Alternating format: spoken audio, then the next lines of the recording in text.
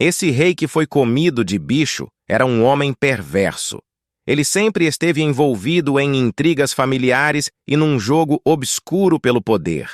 Mas, diferentemente de seus predecessores herodianos, ele contava com o apoio do povo. O que acontece é que a dinastia herodiana não era aceita pelos judeus porque seus representantes tinham sangue estrangeiro. Para os judeus, a dinastia de Herodes era usurpadora e ocupava o lugar da dinastia dos Asmoneus. Essa dinastia teve início com a revolta liderada por Simão Macabeu. Os Asmoneus governaram aquela região durante muitos anos, até que foram substituídos pelos herodianos. Por isso, Herodes o Grande e Herodes Antipas foram detestados pelo povo. Mas Herodes Agripa I, o rei que foi comido de bicho, também tinha sangue asmoneu. Sua avó havia sido uma princesa da dinastia asmoneana que se casou com Herodes o Grande. Portanto, entre os Herodes anteriores, Agripa I era o mais aceito pelo povo.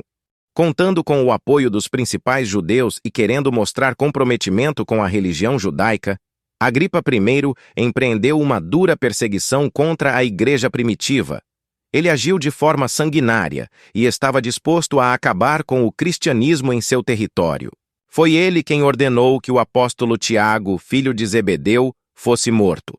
Ele também enviou o apóstolo Pedro para a prisão, que só escapou do cárcere porque contou com intervenção sobrenatural do anjo do Senhor. O escritor de Atos relata que esse rei estendeu as mãos sobre alguns da igreja para maltratá-los. A Bíblia Sagrada diz que, num dia específico, aquele rei se vestiu com trajes reais e fez um discurso diante do povo. Então o próprio povo começou a gritar que ele falava como um deus, e não como um homem. Toda essa bajulação inflou ainda mais seu orgulho, e na mesma hora, o anjo do Senhor o feriu. O historiador Flávio Josefo fornece detalhes interessantes sobre esse episódio. Ele relata que Herodes Agripa tinha ido a Cesareia. Seu objetivo era participar de um festival em homenagem ao imperador romano Cláudio.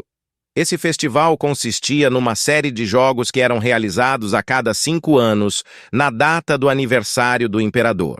No segundo dia de festival, Agripa entrou na arena bem no início da manhã. Seu traje real era feito de fios de prata.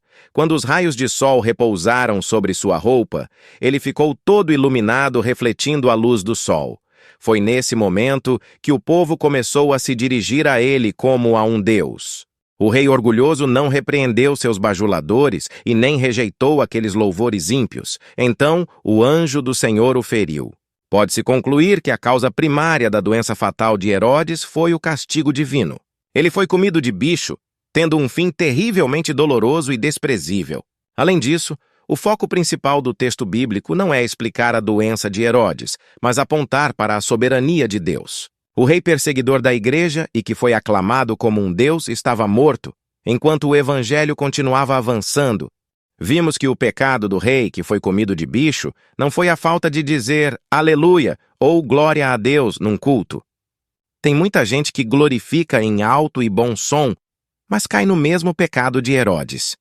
Tem muito crente, confesso, que se transveste de adorador, mas na verdade é um soberbo, arrogante e orgulhoso. São tão prepotentes que acham que Deus não ousaria deixá-los de fora do paraíso. Eles tomam para si a glória que não lhes pertence e caem na mesma condenação do diabo, mas todos aqueles que usurpam a honra de Deus receberão o pagamento apropriado por seus atos. O rei que foi um perseguidor da igreja, assassino de apóstolo e aceitou para si o louvor que só pertence a Deus, morreu de forma vergonhosa diante de seu próprio povo. Outros também agem como ele, mas parecem passar por essa vida sem nenhuma cobrança.